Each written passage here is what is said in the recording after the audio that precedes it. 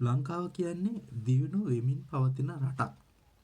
මේක අපි මතක ඇති කාලෙක ඉඳලා අපි අහපු කාරණයක්. ඉතින් ඇයි මේ දියුණු වෙමින් පවතින රටක් කියලා හැමදේම මිනිස්සු කියන්න පටන් ගන්නේ? දියුණු වෙන්න බැරිද? පුළුවන්. අපේ ලංකාවේ ඉන්න මිලියන 22 වගේ ජනග්‍රහණයෙන් වැඩි පිරිසක් හිතන්නේ රජය හෝ ජනාධිපතිතුමා හම්බ කරලා දුන්නොත් අපේ රට දියුණු වෙනවා කියලා. නමුත් ඇත්ත කතාව ඒක නෙවෙයි.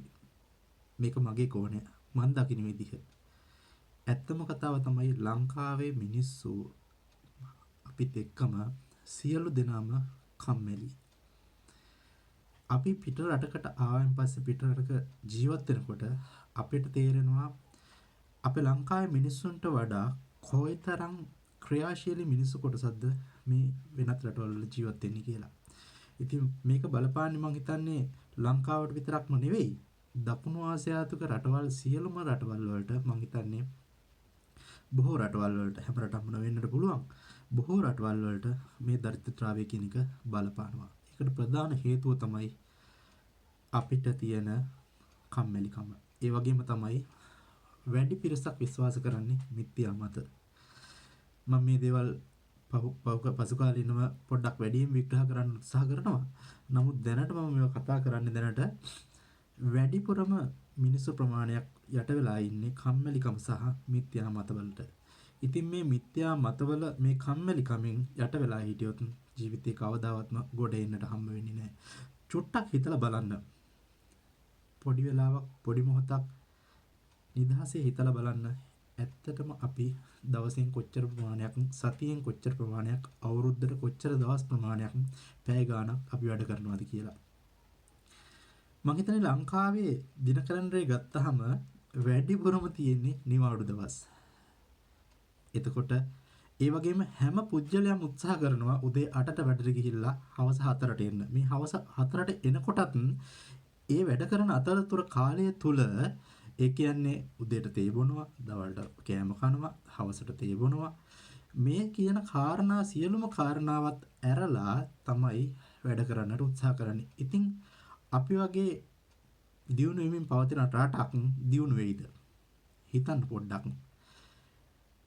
අනිත් රටවල් ගත්තාම ඒ රටවල් වල මිනිස්සු දවසේ වැඩ ප්‍රමාණයක් උත්සාහ කරනවා වැඩ කරන්න. ඒ වගේම තමයි සතියේ වැඩි ප්‍රමාණයක් එයාලගේ කැලෙන්ඩර් වල අපේ වගේ නිවාඩු ඇති වෙන්න නැහැ. හැම නිවාඩු අපි බලමු ලංකාවේ කැලෙන්ඩරයක් ගත්තොත් එහෙම හැමතැනම රතු කරලා හැමතැනම නිවාඩුවක් හැමතැනම නිවාඩුව හැම මාසෙම ලෝන් වීකෙන්ඩ් කියයි. ඉතින් එතකොට කොහොමද රටක් විදියට අපි දියුණු වෙන්නේ? රාජ්‍ය ආයතන ඒ වගේම පෞද්ගලික ආයතන මේ සියලුම දේවල් දියුණු වෙන්නට නම් ක්‍රියාශීලී මිනිසුන් කොටස මානව සම්පතක් තියෙන්න ඕනේ. මේ මානව සම්පත ක්‍රියාශීලී වුණොත් විතරයි රටක් විදියට අපිට දියුණු වෙන්නට පුළුවන්. ඒ වගේම අපේ ලංකාව තාමත් තියෙන්නේ 1800 ගණන් වල ගිය තාක්ෂණයක.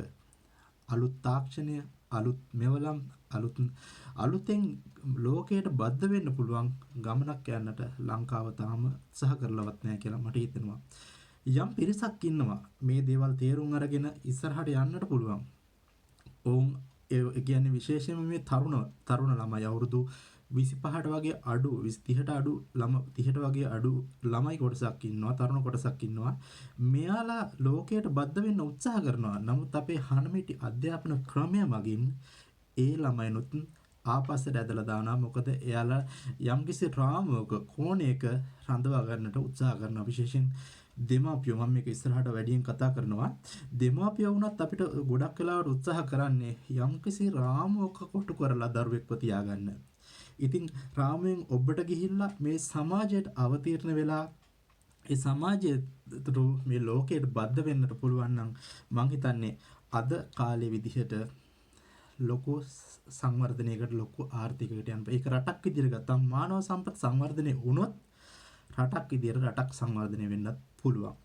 ඉතින් මේ ගැන අපිට හිතන්නට ඕනේ. මං හිතන්නේ මේක ජනාධිපතිටවත් නැත්නම් අග්‍රාමාත්‍යවරයටවත් නැත්නම් වෙනත් කෙනෙක්ටවත් මේක කරන්න හැකියාව තියෙනවට වඩා තනිව තමන්ම හිතන එක තමයි වඩාත්ම වැදගත් වෙන්නේ. කාර්යය කරයි, මෙයා කරයි, එයා කරයි කියලා හිතන්නේ නැතුව තමන් ඒ ක්‍රියාදාමයට අවතීර්ණ වෙන්නට පුළුවන් නම් තමයි නිවැරදි. එතකොට ඒක කරන්නේ කොහොමද කියන එක අපි ටිකෙන් ටික කතා කරමු. මොකද මේක ඇත්තටම අලුත් දෙයක්. මේක සමාජයට අලුත් දෙයක්. මේක පෞල් පරිසරයකට අලුත් දෙයක්. ඉතින් මට මේක ඇත්තටම ඉස්සර ඉඳලා තිබුණ ලොකු හිතේ තිබුණ ආශාවක්, හිතේ තිබුණ ශක්තියක්, හිතේ තිබුණ ධෛර්යයක්.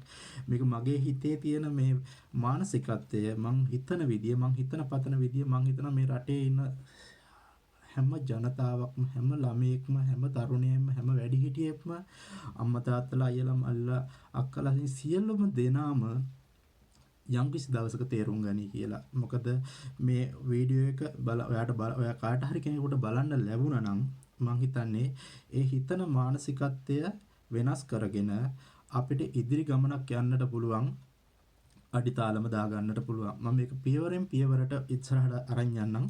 මොකද හේතුව තමයි මේක එක වීඩියෝ එකකින් ඉවර කරන්න පුළුවන් කාරණයක් නෙවෙයි. මේක පැති ගොඩක් තියෙනවා කතා කරන්නට. ඒ කතා කරන හැම පැත්තක්ම මම හිතන්නේ ජීවිතේ වැදගත් වෙනවා. ජීවිතේට වැදගත් වෙන්නේ නැති කාරණා මම කතා කරන්න උත්සාහ කරන්නේ නැහැ. ඒක එක එකනා මේක මොකද ගොඩක් දේවල් පුද්ගලානුබද්ධයි.